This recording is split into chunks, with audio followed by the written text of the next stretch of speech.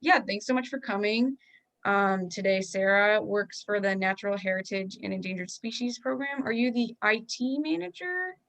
The information manager, yeah. Okay, information manager, cool. And so she is the expert on the Heritage Hub, and that is the new platform that we use to submit vernal pool certifications, which is a part of the Vernal Pool Plunge program that the Hilltown Land Trust and the Wild and Scenic Westfield River Committee partnered with, and that's our program to train volunteers and town representatives to certify vernal pools. So this is a big part of the process, is learning how to actually submit the data to the state. And a few years ago, everyone learned how to submit it, but now there's a new website. So we're going to go over the new hub and website and how to do everything with that with the help of the natural heritage people today. Great. So I've also got Amanda Vino with me. She's our program coordinator, and she's going to be helping to field any questions that might come up. If you want to just type them into the chat, and then any that we don't address while we're going, we can always circle back. So feel free to type any questions into the chat as I'm going, and we'll get started. So this is the Heritage Hub. Everyone can see my screen. It says that I'm sharing my screen, but I've lost that green box. I'm on the home page. Yep, we can see it. Okay, great. So this is the page that you'll get to when you first get to the Heritage Hub. I've already signed in to just kind of save some time for that process, but there's usually a login register button here. So if you don't already have an account, you can click that, register for an account with some basic information, create your own username, password, enter your first and last name, or if you have an account already, you can just click that and enter your credentials to log in. Along the top here, there are a few different options. Can I ask you a question just before you go forward? Sure. Is this the point where I would let it know that I would like to be part of the Hilltown's Land Trust group? Is that at that same point? Nope, that's a little bit later. Okay, great. I'll get to there. Thanks. Sure. So there's a few tabs across the top, your dashboards, observation forms, some notifications through the system that happen, and then as well as your profile options. You can navigate to your dashboard, and if you've created forms, you can view those here. You can just kind of toggle through and look at all of the reports that you've created. You can search for particular reports if you know, oh, I want to see that plant report that I've done, or that vernal pool report that I submitted. You can search for that information and pull up reports directly. Or you can, if you want to just jump in to start creating a new observation, you can just select the observation forms drop down and pick those reports. So to answer your question about organizations, so as you can see on top here, this user that I've created for my cat, this is our test environment. So this is not real data. So my cat is part of an organization. So she has two profiles kind of within her system now. So she's got her private reports that she submitted, just, out there in the field, she's collecting data, and it's just her own personal observations. And then she's also got an organization dashboard. And then once she selects that organization, it shows any of the reports that she's submitted that are associated with her organization. So to create an organization, you just need to request that. Sarah, yes. Can I just slow you down a little bit? Because a lot of us are not necessarily proficient on computers and navigating. When you go to something, can you just take one more second to hover over before clicking it? Sure. Just so we can follow to track you a little better. Sure. Thank you. So to request an organization, you're going to hover over here. Your name is listed, and it's this little person icon, and the drop down pops up, and you can select your user profile. So I'm going to click user profile. And then it's just showing my personal information here, and I can add my address or a phone number if I want to have that on file. But under this organizations request tab up here, so say I want to create a new organization. It's showing here that I have received a request and I've joined a particular organization here. But then I can also, as a new user, you might not be part of an organization, and you can request that information by clicking this join request new organization. So when you click that option, you're going to say a new organization up top, and then just enter the information, the name of the organization. Is it a public, private, municipal, a URL if there's a website you want to link to, size you don't have to include if you don't know the size, address information, and then once you fill out this form, you hit send request, and that sends an email right to us, and we can complete that organization request, add you as the organization administrator, and then you can start sending requests to users to join your organization, or they can search for your organization using the same search organization option up top here, and then request to be a part of your organization. So if I wanted to search one fish, two fish, and then click search. So it's saying here, there is one fish, two fish organization, and I can send a request to the organization admin and say, I want to join your organization. And so then we leave this up to the organization administrator to kind of control who's part of their organization, when they add people, when they decide to remove people from their organization. And that's all under your control. So you might have a group of volunteers one year and you want to add them all to your organization, but next year you don't necessarily want them to have access to your organization anymore. So you can remove them from your organization, but you still retain access to their reports that they submitted when they were part of your organization. So that data is not lost. So what I'm understanding is that then you can select, if someone is collecting multiple data in different areas, they can choose to share all their vernal pool data with Hilltown's Land Trust VPP. Yep.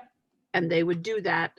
So for the volunteers, this is something that Audrey would produce once she has the organization created, and then send out to all of you to request to be able to submit data. That way we'll be able to keep track of all the success from the program. Yep. Thank you, Sarah. That's great. Sure. Yeah, it's on a report by report basis, how you make that designation. So folks could even like start entering data now, and it's just anytime before they submit, they can say this belongs to that organization, and assign that. So folks can start entering draft forms even, and then make that designation once the organization has been created. So I'm going to jump back to the dashboard. As you can see, there's a forms dashboard and an effort dashboard. I'll get into efforts a little bit later, but I'm going to jump back to my forms observations dashboard. And as you can see, there's some basic information that's displayed in this grid here to show the status of my different reports, the species that I reported, what types of forms, the form IDs, and then you can add some other columns. So if it is associated with an effort, you can add that column and view that information. And then there's, sorry, that check was down here on the bottom under these manage columns. And then I'm going to zoom in a little bit, actually, just so my screen's a little bit bigger. I'm going to turn that back off. And then you can see over here, there's some action buttons that are tied to each report. So any of the reports that are in a draft state, they have this little pencil icon. So you can click that to open the report and continue editing. So you might go and make some observations out of Vernal Pool and say, you know, March 1st, I went out, I saw some wood frog egg masses, and I want to report that in before I forget this information. You can start filling out your form, document that evidence, and then save the report, but not yet submit it. And then so you can come back on another date. March 15th, I went back and, you know, there were now, you know, tadpoles in the pool. Really fast timelines for vernal pools. So you can save that information and come back. You don't have to do everything all in one session. Some other buttons here, there's this copy report button, this little two forms on top of one another. So if you create, so maybe you go out and you see a plant or a turtle at one particular location, and then, 100 yards away, you make another observation of a different species or the same species, but a new cluster, and you want to report a different location. So you can fill out all your information on a report and then use this copy report observation to just create a new form and jumpstart that reporting process. I'll go through some of the specifics of that a little bit later so you can kind of get a better feel for how these all work. There's also the trash observations. So I've started this observation, but I don't know what I was doing. This is garbage, just throw it out. You can do that up until you submit a report. As you can see, this report down here is submitted, and that trash can option is no longer available. It's kind of like for paper forms. Once it's in the mail, you can't say, I want that back. You can hope that your postage was wrong and it gets sent back to you, but there's kind of no returning it at that point. So that trash option or delete is lost once you submit.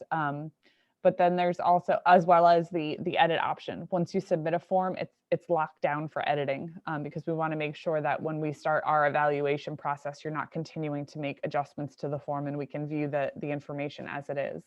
But as you can see, with a submitted form, there's this little eyeball to view the details. So you can click that at any point in the process, and it'll open up the form. And you can see that summary of the data that you submitted. So this is our test environment, and some of these are old data. So usually there's a map image here. So things are a little squirrely in our test environment because we're still working on enhancements. So production works quite a bit better though. But then there's also this, at the end of that view your observation form, there's this copy of record button.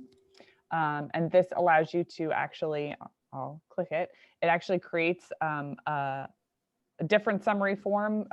It's the same information, but laid out a little differently if it loads. Sometimes it's really slow and sometimes, oh, of course, live demos. Uh-oh, something went wrong. Typically your form loads here and you have the option to then print your form to a printer or print it to a PDF. So you can save a copy for your own records if you want to, or, I know a lot of folks, especially with vernal pools, they bring their reports to Conservation Commission meetings or if something's going on. So this is a way for you to get a hard copy if you need to produce that yourself. So I hit cancel here. And I will say that while I'm going quickly through a lot of this, because we've got a lot to cover in the system, we have help documentation on our website that outlines all of this information and has screenshots and instructions for how to do all of these things. So that's already available on our website. Hopefully all of that is caught there should there be any follow-ups, but you can always circle in with us as well.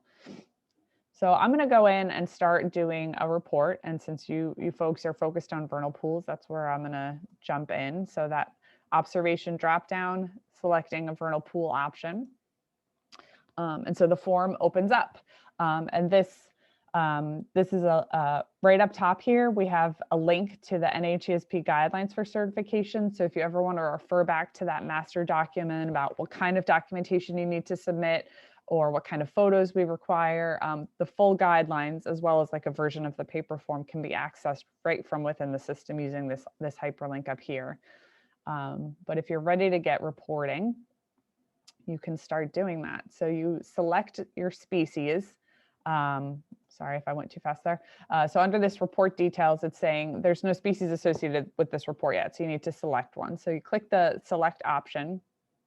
And it's got obligate and facultative species that you can choose from. So right now it defaults to obligate, and then this drop down has all of the obligate species that can be reported for a vernal pool. So let's say I saw a Jefferson salamander. I'm going to pick that one. I'm going to say the observation date defaults to today, but I actually saw it on the 3rd. And then I saw 2 egg masses. And so species information and observation date and evidence are required to enter when you're reporting a species. And as you can see here, this is a MESA listed species. So there's also this create report button. This option only exists for the 3 MESA listed species, Jefferson salamander, blue spotted salamander, and marbled salamander. So if you see any of those species out of vernal pool and you're reporting them, you have this option to check this box. And what that will do is when you submit your vernal pool form, it'll automatically create an animal observation form with much of the data carried over. So I'm going to check that box for this one, and then I can hit save. And then it starts to create a little grid of all of the data that you've reported so far. So I've got my Jefferson salamander on March 3rd, 2 egg masses were reported. If I need to make any corrections, I can edit it, or I can say this was entirely wrong. They're not Jefferson salamanders or something else and throw it out. Or I can say, but I also saw wood frogs. I need to report those. So you can just click that select button again, pick your species from the drop down. As you can see, there's no create report button because this is not a MESA listed species. And then you can report your evidence. And you can do that process as many times as you need to. So say on March 3rd, you also saw another species. You can repeat dates. You can toggle over to facultative species and say, I also saw Fowler's toad on March 3rd. So it's not limited to, you know, a date or species combination. So I can even report, you know, wood frogs on a different day, and just keep going through this cycle. And you can even report, you know, different evidences. So if you see different kinds of evidence on the same day, you can report that all in one shot as well. So I've got a couple instances of wood frogs on different dates, a couple of different observations on the same date for different species, multiple evidences reported. I'm also actually just going to show, I can report one of the MESA listed species and not check this box. That is an option as well. But we do encourage that if you can check that box just to create that report and submit it to us. Those rare species that are MESA listed are especially important to us. So we're always encouraging folks to check that option. Now I've got my evidence reported, my species are assigned to my report, and now it's jumping into, is this report associated with an effort? So this system has a one-to-one relationship with, there's one location for each report that you create. So sometimes you're at a site and you say, you know, these for vernal pools, for example, we have obligate and facultative species that you can report from the drop down. But, you know, spotted turtles are often found at vernal pools. So you say, well, I also saw a vernal pool. I also saw a vernal pool. I also saw a spotted turtle, and I want to associate that observation with this observation. So you can say, yes, I want to group that observation with this one. I can create a new effort right here by clicking the add effort button and entering, you know, maybe we'll say vernal pool on Smith Street. Vernal pool on Smith Street. Ooh, get a lot of S's in there. So you can create an effort there and it tags that information. So then by adding it to the form here, you can also, if you were to copy the report, this information all carries over too. So that allows, if you're reporting multiple species that are all part of the same day, or multiple pools that are part of your whole collaborative effort, you can do that, but this is an optional thing. You don't need to do it at all. So if you get to this question and you say, I don't remember what I'm supposed to do, just skip it. No harm, no foul. And then just continue with the reporting. So what town was this observed in? You can either scroll through and find your town, or you can enter a town and select it that way. So There's a few different options there. If you're, you can also select multiple towns.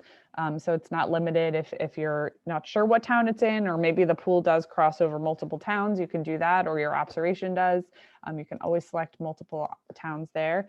Site name is optional, but you can enter information if that's helpful. And then visit date for vernal pools. This is a little bit different from the animal or plant or natural community forms in that there's still the option for an exact date. So say you went out and on March 11th, you made all of your observations for this one pool and you were done. But often, as is the case with vernal pools, people visit multiple times over multiple days. So you can select this first last visit date. And then just, pick, I started doing observations on February 3rd and my last observation, let's say it was March 11th, because I've got evidence reported. So that makes more sense. So this is the date, the range of dates that I went out and visited this pool. So you can enter that information there. And then just directions, pool directions.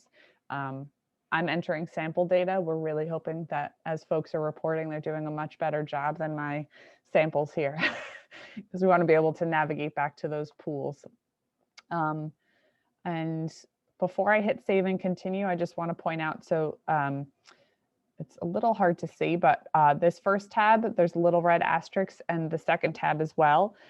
That's indicating that there's required fields. And as you can see, as we go through, there's little red asterisks on any of those fields that are required in order for you to continue reporting. So that information is there. And if I left something blank, for example, and I tried to hit save and continue, it would tell me directions are required, required information is missing. So I can just fill that in. And then there's also these little question mark help hovers. So some of the questions we felt were pretty super intuitive, like towns, like pick the town that your observation is in. That's pretty obvious. Directions to the observation location. But some of these pool visit dates. What am I supposed to enter here again? You can click that and it'll give you some guidance on how you're supposed to enter that. So that's all built into the system too, to kind of help with data entry. So I've got all my fields entered and I'm going to hit save and continue.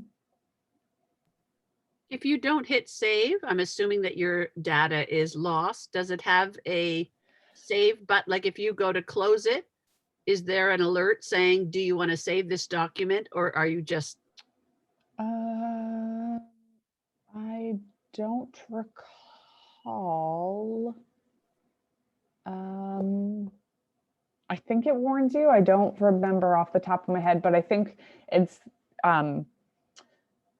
at least for that first tab, there's only those few fields that you can enter, so you can just save and continue for that little bit. But if you haven't entered those first 5 fields, it's not a ton of data that's lost if you don't save.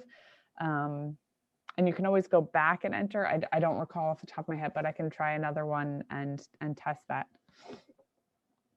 And so now we're on the map tab, where you actually go in and map the location of the pool. And so you can, let me scroll down a little bit here. So now that we can see the full map, so there's the little pan tool that's already here. You can toggle around between the screen, you can zoom in, you can hit, go to a location.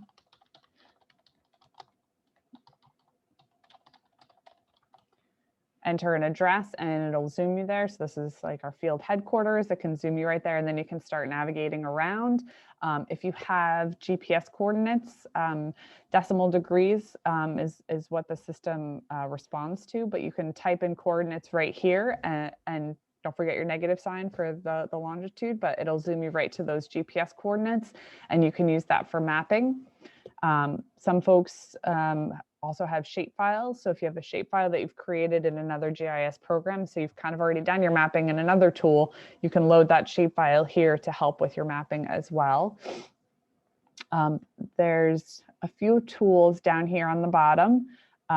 So there's this enter full screen mode on the bottom right, and you can click that and it takes the map to the full screen. So you're like everything I need for the map is nice and big and ready for use. And you can just click that again to exit the full screen mode.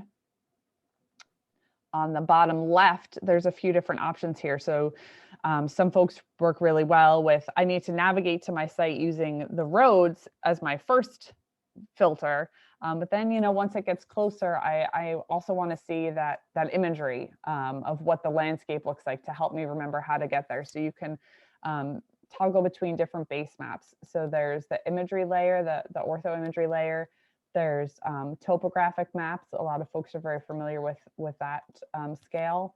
And then there's just like the base, street maps here, which have some wetland areas identified, but also just a lot of the street names, which is really helpful for folks to try and get to that highest level of navigating to a site. And you can use any of those and switch between them to get the most accurate options there.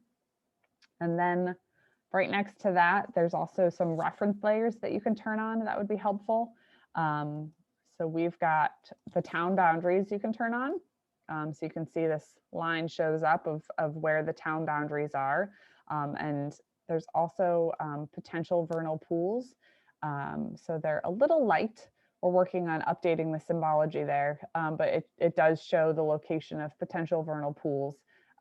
So that can help you out of, oh, I know I was at, you know, a potential vernal pool. So let me just turn that layer on and see if my mapping aligns with that. So you can turn on different layers to help with that mapping. And then once you're zoomed in close enough, the mapping tools become available.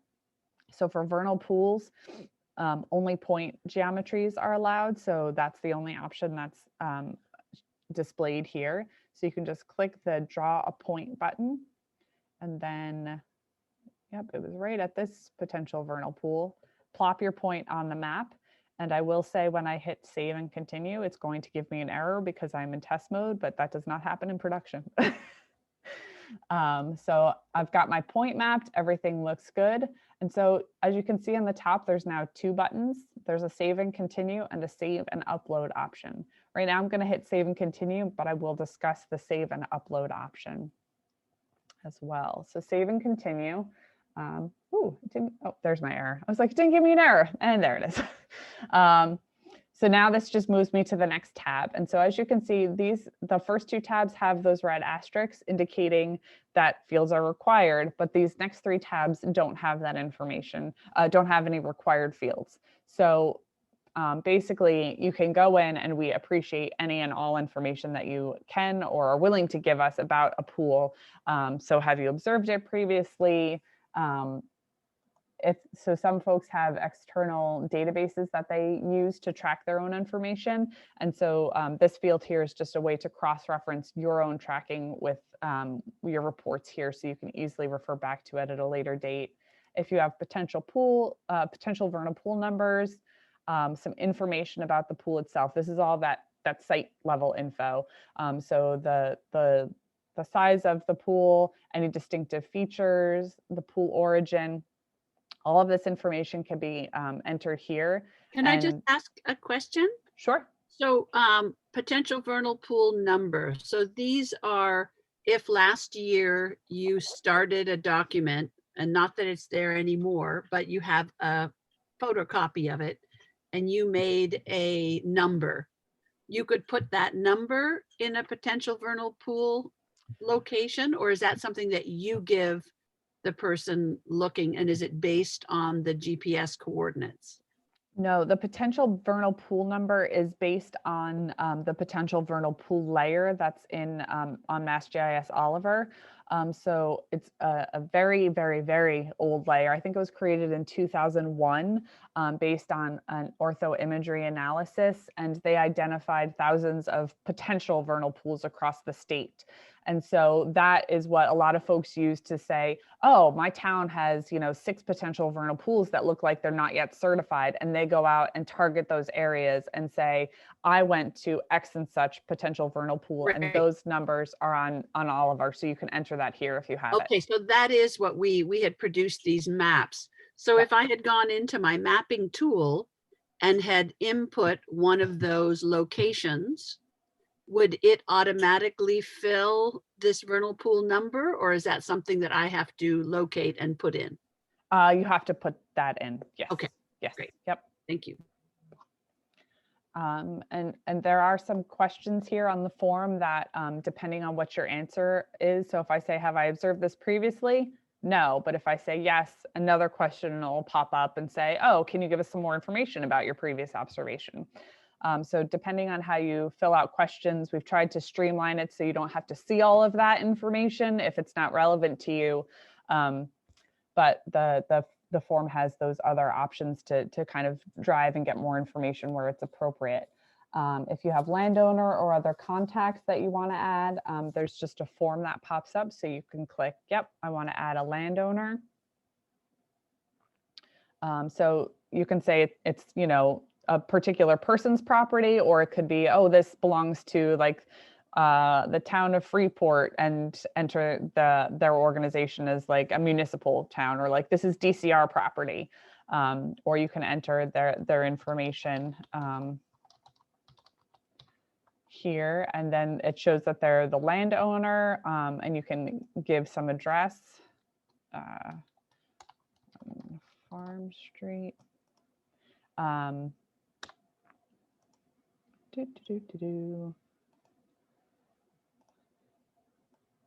And select their information, and then you can save that.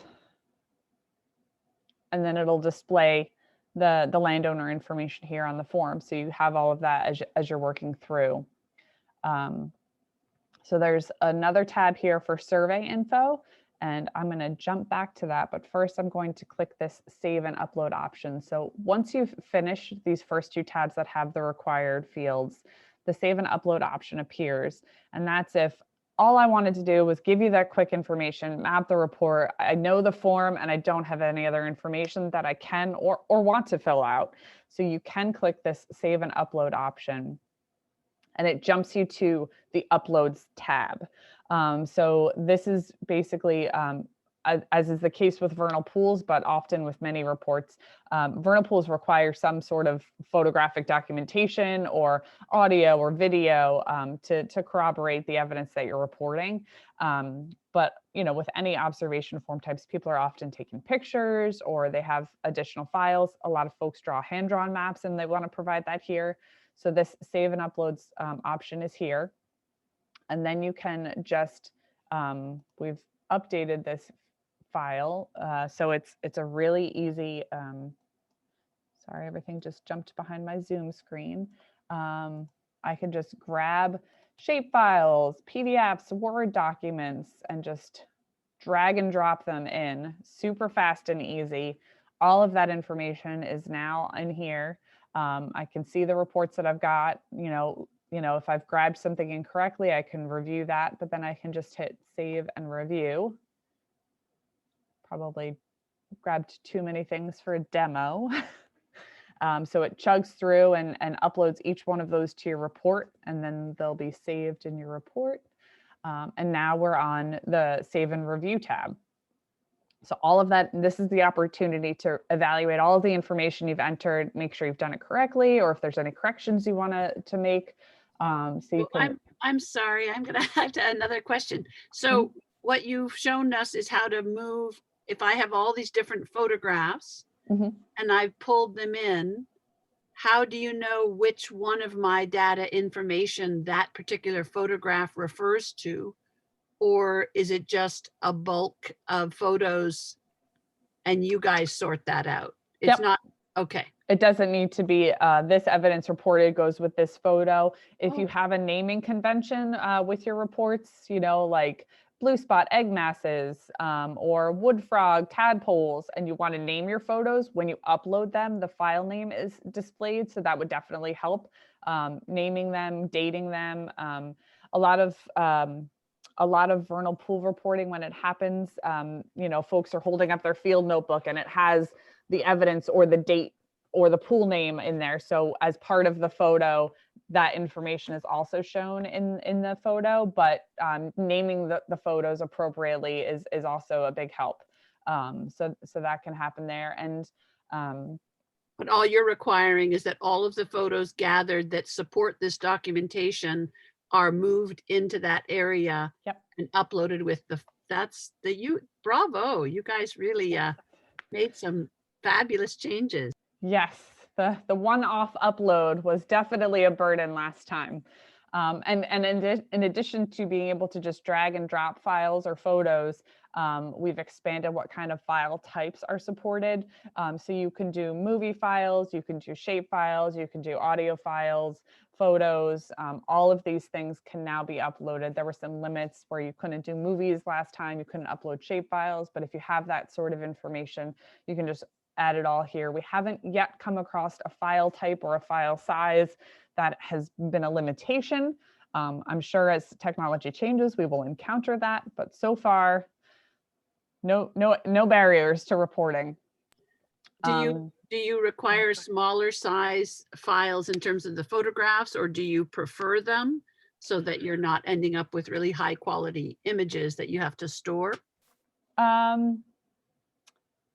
I don't want to say we don't want the high quality images, because sometimes high quality images are what's required for us to corroborate that information. I'm thinking specifically of our botanists are often saying we need that high resolution photo to identify like the number of seeds on a pod, or I'm not a botanist. I don't know what they're looking for, but they're looking for something very specific. Okay. But I Last year think we ran into having to reduce them in order to upload them, but it's sounding like that's been solved. yes. Great. Yep. So as I said, I can review all this information. And so down here, because I am part of an organization, this observer toggle option is here for, do I want to make this report a private one or part of my organization? So if I want to say I want to make it part of my organization, I could belong to multiple ones, which is why this drop down pops up. I select my organization, and now when I submit this data, it'll be part of my One Fish, Two Fish organization, and One Fish, Two Fish will have access to the report on their dashboard as well. Excuse me. So it's as well, it's not instead. You still retain the documentation, but a copy of it is also given access to that organization. Yes. And so a distinction there is once you are dissociated from that organization, the organization retains that copy. You no longer have it, because it's kind of like we had the mind more of like companies where I have 10 staff that I have going out and reporting, and when they're collecting data for me on the job, that's my information. And so when they leave when they go to get a new job, well, they did that because I paid them to do it. It's not their private information. So it's kind of ownership of the organization. So it allows you to have access to that going forward. So in the next iteration, there might need to be a third tab, because I think some of our volunteers wouldn't want to lose that information, but you're saying that would only happen if the organization disassociates. Right. But seeing as these are all volunteers, that would not happen. So they would retain the information they had gathered, and the organization would retain that as well. Okay, great. Yep. And folks can always save a copy, like download a PDF version. It wouldn't necessarily be in their hub dashboard anymore, but they can have a copy for their own records if they wanted to retain that too. So before I had mentioned that I'd skipped the survey information tab. So I have an option to go back to my observation and toggle back through those tabs. But if I see that there's a correction I need to make, there's this little pencil icon that's at the top of each of those sections. Again, I'm going to say that there usually is a screenshot of the map here, but we're in test and things are going wonky because we're still under development for enhancements, even though we just went live. But you can have the option to click that pencil icon and it'll jump you right back to that tab. So I skipped the survey info before, but I realized, no, I do have some information that I want to enter here. All of this information is completely voluntary. It's optional, so you don't need to enter anything. But if you want to put in, comments or indicate you had a methodology, I did. This was just an incidental sighting. There was no methodology. or, you know, I did a plot survey for this vernal pool. You can select that information. If things are associated with an NHESP review file number, if you had a collection permit, you can provide all of that information here. And similar to those other questions, depending on your answer, different options might expand or collapse to get more information. So I've entered all of the information that I had wanted to put. I got my extra comments in, and oh yeah, I wanted to say that it was raining that day. Great. That's my report. Jump back to the save and upload. As you can see, my documents are all still here. It's truncated it now. So if I want to see the rest of them, I could either select to view more at once or page through to make sure I've got everything I want, or just jump to the save and review tab. I'm going to say it's part of my organization, and then so another big win for this system is the e-signature piece. For folks who had accounts in VPRS, you may have remembered that there was a signature certification form. So you create your account, you started reporting, but you needed to send us that paperwork so we could, you know, move that report into our queue and update everything. So that paper process is completely gone. As soon as you create your report, you're done. And so as you submit reports, you just type in your name, and this is how we're capturing e-signatures. So it's still a multi-factor authentication happening in the back end. Your name needs to match your account, today's date, signifying that the information I've entered is true and complete to the best of my knowledge. And then I can submit my form. And so, as I mentioned before, there's this big warning that pops up, which is a little intimidating, but this is just for, typically it just says you're about to submit, the report will be locked for editing, proceed, and you hit yes. But this extra language is included here because if you've checked off that create report option that I was talking about earlier on, this is just reminding you that if you've chosen that, those reports will automatically be created in your dashboard, and you'll just need to go in and finish any data entry and then submit those reports. So I'm going to hit OK. See if this works, because I'm just going to keep caveating that we're in test.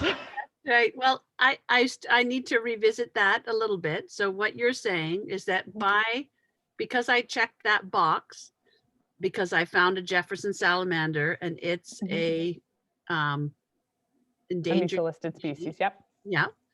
Then a report has been created, but in order for that to be submitted, I will need to do something. Yes. Okay. So that we can talk about maybe further or as next steps, but that's just important for folks to know that it's not having checked that box. It means a report has been started, not submitted. Yes. Okay. So if I go back to my dashboard and I did it as part of an organization. So as you can see, here is my vernal pool form that I just created and submitted.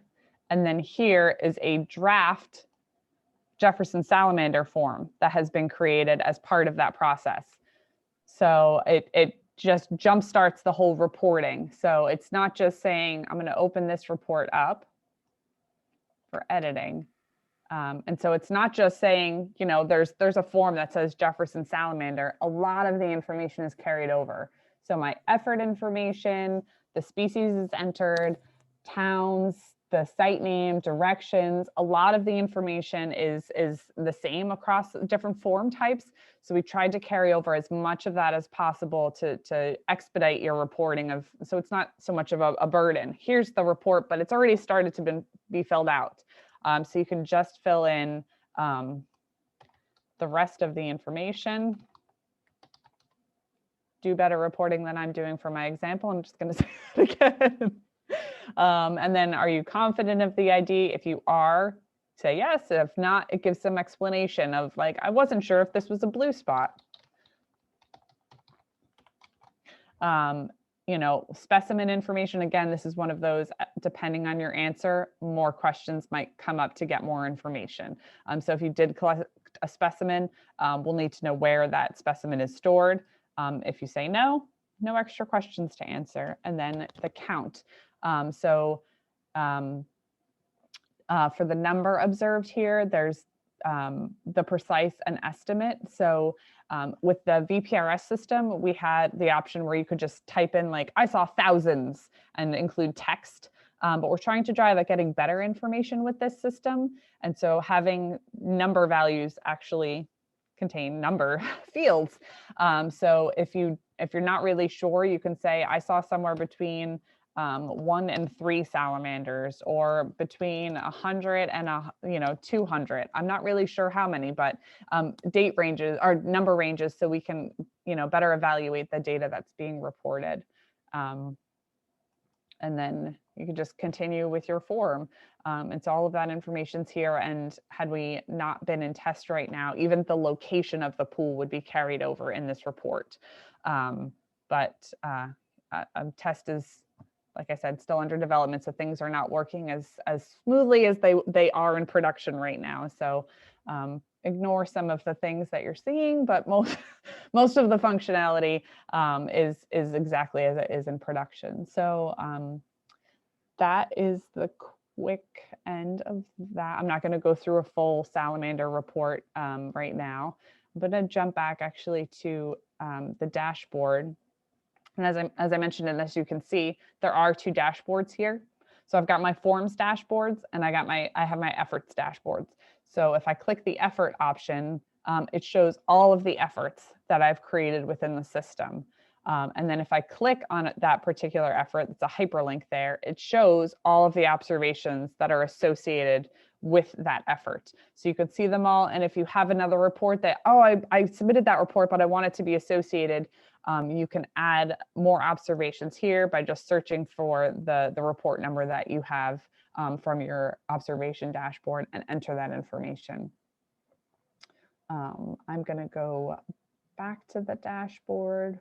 And just to revisit, so effort was referring to if you had a sighting of another animal that was not pertinent to the vernal pool data, but you wanted to mention that you had seen it while you were out on this collection or at this collection site. Yep. And it could even, sorry, go ahead. No, that information is just stored on your dashboard until you take other action to submit it. However, if you've submitted your vernal pool, you guys are alerted that there's something. Does that photo or that information travel to you with the document? Or does it stay on my dashboard until I submit it separately? So as an administrator, I can see draft forms, but our biologists don't see your draft data until it's submitted, because we're trying to have them focus on the records that need their evaluation to move through the process. But if there's a problem with your reporting and you need support, I can access that, but we're not really evaluating draft data in any way. Okay. I'm going to go back to the dashboard. Sorry, I lost my train of thought there for a second. So I was going to show quick the copy report option.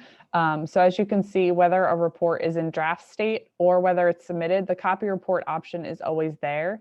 And so this could also be helpful. So you folks here are focused very much on vernal pools. So it might be that I had my vernal pool observation and I also saw a spotted turtle, but thinking of plant populations and how folks go back to the same site year after year, or like every 3 years, they might visit the same population, they want to update it.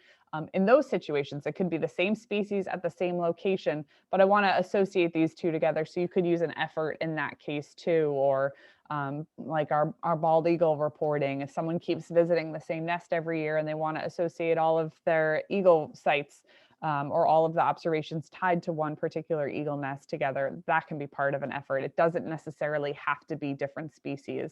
So if I intend to go back and visit the same vernal pool, what you're suggesting, if my plan is I've documented this and I'm going to upload it for certification, but I know it's one I want to visit in 3 years, I should make a copy before I submit it. Nope, you can make a copy at any point. So maybe you want to go back in 3 years, but that's your plan, but you never do. You don't want to have a draft report necessarily sitting there, but say you go back to, 3 years from now, you're like, oh, this is that vernal pool I visited several years back. I want to, report some more information. You can just pull up that report and then copy it after it's been submitted. So you can see here, these ones are submitted, but that copy report option is still available. So I'm actually going to click that here with a submitted report. So you're not limited on how or when you can copy reports. Any state you can do that. The system's going to chug.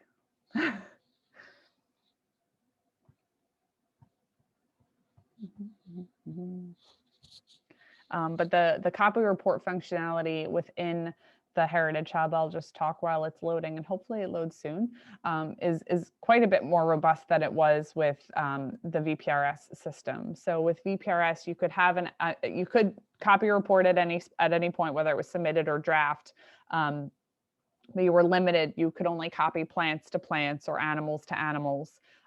With this system, we've tried to flatten our database structure so it's a lot easier to copy between reports. Directions, site name, the weather, the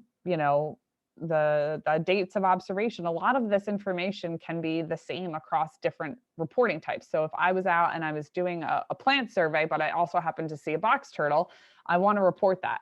And so being able to copy a report between form types is really helpful. And this is not going to load. I'm going to try this again. Let's just try this one. Great. We got one of them to load. Not only can you pick the different types of reports you want to copy to, you can also really customize what fields you want to carry over. So if I'm copying an animal to an animal form, yes, I saw the exact same species, all the directions were the same, the date was the same, but I'm going to change my map location. So I can really pick and choose which fields I want to copy over when I create that new form. Say I had it was the same location, it was the same date, the same site, but I saw a different species. You can just uncheck the fields that you know are different and you don't want to carry over when you copy the report. But it has all these options that you can just quickly go down and say all of the site information is the same, except for this one field, and just copy that information. A lot more control on your end before you hit that copy option, which is nice. And then copy the report. And so the report opens right away, and the information from my last report is all filled in here. But as you remember, I had unselected the species. So that option is just here again. And just like with the vernal pool form, I hit the select button. But now that I'm working in an animal form, there's a lot more options of species that I can search for. So I can either search by a conservation status if I know what it is, or I can search by a scientific or common name. You can pick the group that it belongs to. It's an invertebrate and it was a beetle. And then I can click search. And then, oh yeah, it's this 12-spotted tiger beetle. That's the one I wanted to report, and select that option. And then you can just save and continue and say, you know what, I don't really want to do this report right now. I'm going to jump back to my dashboard. I've saved the preliminary information all as well. And now I've got that draft report as well as the other information for the report that I copied it from. And just because you've copied a report from another report doesn't necessarily mean that they're associated with each other. It could just be a way to jump off. So it doesn't have to be part of the same effort or anything like that. And effort, again, is totally optional. So don't feel obligated to put that information in. Actually, I am going to open that report back up because I want to show you the option for, I know you folks are very focused on vernal pools, but some of the other things that are here. So for the plants and animals and natural communities, negative data is a big part of our reporting. And with VPRS, we had really been trying to encourage folks to use our survey form to report when they went out and they looked for something, but they didn't find it, because negative data is really important to drive where search efforts have happened, where habitat is not good. But the survey form with VPRS was really not intuitive. People found it clunky and burdensome. So we've streamlined it with the Heritage Hub. And so now, just like the observation form, if you're saying the default question here is, yes, I observed that species, but you can easily check, no, I'm reporting negative data. And if you notice down here, I'm gonna go back, the form changes. So right now it's, what are the descriptions of the diagnostic characteristics? Was a specimen collected? How many did you see? But if I say, no, I didn't find it, we don't need to know the description of the diagnostic characteristics. You don't need to see those questions because you didn't find it. So let's make your reporting a lot more streamlined. So what I'm understanding from this, if we were in the vernal pool and we were going out to look at what's considered a likely vernal pool spot, and when we arrived there, there was a parking lot or no sign of a vernal pool, there would also be that capability? Or on the vernal pool form, I don't believe we have that, because we didn't necessarily need to document where pools aren't. If there's a pool that is no longer acting as a pool and you need to go through a decertification process, that is different, but there is not an option to report a pool is not there. Okay, so there's no way to capture, if we're going out and looking at these points that you've established as likely vernal pools, and we go out and talk to a landowner, get permission to go on their land and go out there, there's no way for us to alert you or let you know that, as far as we're concerned with our data gathering and our knowledge, that that dot should be removed, so that that landowner isn't approached in 10 years when the next person looks at the map with a little dot that says there might be a vernal pool there. That would be great, but actually the potential vernal pool layer is not one that we have or plan to update anytime. Okay. It's already 20 years old now. Oh my goodness. And it was done not based on field surveys. It was really just looking at ortho maps and saying, this looks like a wetland, that looks like a wetland. So we have no plans to update that layer. So okay, so that in terms for our reps and Audrey, just to make sure that's something that's clarified with them, that's all the more reason to be really specific when they go out to a site and gather information, to mark that on their maps that will travel with the binder, so that the next rep that receives that also receives that that pool has been checked, that it is not a vernal pool site to the best of that person's knowledge, and that this data is not based on recent information. And that's just, it's important to clarify, because sometimes people think, oh, that information's held somewhere else. And it's really lovely if people print out their sheets, put them in the binder, and document it on the map that we supplied them. So we want to just revisit that. Thank you, Sarah. sure.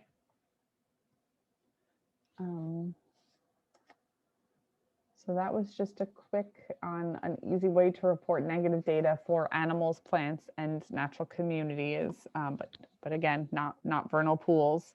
I'm sorry, here I am again. Manage columns. You showed us how to add columns. When we first start one, are there certain ones that are there automatically?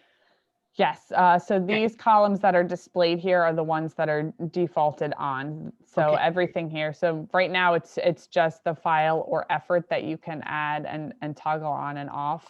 Great, but we don't have to build this form when we first start. Wonderful. Nope, it defaults with this view. I think that's everything. So one more thing is that the system is mobile responsive now. So with VPRS, we did have a mobile app It wasn't working the last couple of years, so folks probably didn't know about it. But it allowed users in the field to start capturing some information and create a draft form that they would then have to go back to their dashboard and submit that information. This system does not have an app, so it doesn't work offline. You need a mobile data connection, but it is mobile responsive. So you can use it on a laptop, you can use it on a desktop, you can have a tablet or a cell phone and still collect and report information. And if you have that data connection to do data collection in the field, you can also just submit data. So you can be snapping pictures and uploading them to your report, using the GPS built into your tablet or your phone to say, use my location to map where I am, and enter some of that information right in the field, whether it's creating a draft form that you do want to go back later when you're sitting down at a computer to type in more robust reporting, or if you want to just say, that's it, I captured what I need to capture, submit that record, I'm done. So the system offers a lot more flexibility there. And then I think the only other thing that I wanted to cover is what happens after you submit your data. So as records are submitted, they show up in our reviewing biologist dashboard, and they see the queue of records as they're coming in, and they can go in and we have our own staff interface where we can open up your reports, review all of the data, review all of the documents, and evaluate that report to see if, yes, this is good, let's certify it, let's move forward. If they have questions, they can request more information from you. And I'm going to see actually if I have any more info required ones. Of course I don't. So they can request information from you in the system. And so on your dashboard, that'll show up as more info required. And when we request more information, you will get a notification in the system. The form status will show more information required. This little envelope next to the form will show that there's a message related to that form, but you'll also get an email. So we are like just hitting you with notifications so that information doesn't get lost, but it outlines the specifics. So if you report it and our biologist says, hey, you said you submitted, you observed wood frogs, but I don't see any photographs to corroborate that. Can you upload or provide those photos? When we send it back for more information, it opens the form up for editing. So you can make those adjustments, add those documents, edit the data as is requested, or if you have more information that you forgot that you wanted to report but hasn't been requested, you can include that information and then resubmit. So that's part of that back and forth process. It all happens right in the system. We had a lot of that functionality in the VPRS system, but it's a lot more streamlined and I think a lot more intuitive for users. So not only does it show more info is required. When you open a report, there'll be a little drop down saying, we need that wood frog photo, or can you also submit a map showing, how you got to this, or the parking area that you indicated. So all of that information is right within the report itself to really streamline that reporting. But then, so reports that are considered complete and ready to go, the biologist does their evaluation, and if it's acceptable for certification, they'll say accepted. It'll show here in your status that a report has been accepted, and then it moves to our data team to actually enter that pool into our central database, which is when it gets formally certified. And when that process happens, so when a pool is accepted, you'll get a formal letter saying it has been accepted, but there'll be a subsequent step when that pool is certified to get the certification documentation, and that's when it would show up in Oliver, once it's formally certified, not when it's accepted. There's kind of a twofold step there. But all of that happens in here, and all of that communication happens right within the system. So if you need to access any information, or maybe it's I can't go out and get more documentation. So some of the requirements for vernal pools are you need a certain number of egg masses, or you need certain types of documentation. So, you know, you've only submitted 3 egg masses, but you need that minimum of 5. Well, it's already June, so I can't go out and get them now, but you can, that report can stay open, more info required, and you can go out and collect that next year and then submit it at that time. It doesn't have to happen, you know, as soon as that request comes through, but that's part of that workflow on our end. So not much has really changed in that regard. I think that is all that I have. Do folks have any questions or comments? I would love, Sarah, at some point, because we may be pursuing some grant funding in order to better supply our reps with the tools that they need. Mhm. And you mentioned various devices. I would love to know what the optimum tablet device and what level of various tools that tablet would need to have to best document, access, and send that information. So in my little fantasy as the Wild and Scenic, I would love to have a tablet that's available to each of the town reps, so that they can learn how to use it, so long as they are acting as the rep, they can be a place where they can gather and upload documentation with maybe some other volunteers that are also interested in the process, but that the whole uploading is arduous or feels daunting. And this is our reasoning for wanting really well-trained reps with the tools they need. And then, but I'm not sure, not being technical myself. So that sort of list of things, or best possible, or maybe 2, you know, that this would be the best, but we know that's expensive. So the secondary thing works very well. And if that's something that you don't mind typing out and sending to Audrey, then we might try and pursue some grant funding to be able to supply our reps with those devices. Yeah, that is a tough question because there are so many types of devices out there. We don't have access to all of them to test. So a lot of our testing has been, you know, I have an Android phone. So while I've been doing some testing of the website, I've also tried to log into my Samsung Android phone and test it. Some of my coworkers have Apple phones, so they're testing it out there. And you know, some users only have Macs at home, so they're testing different browsers that I don't have access to, but we don't have the full suite. So I can say it works on this device, but I don't know necessarily what the best options are.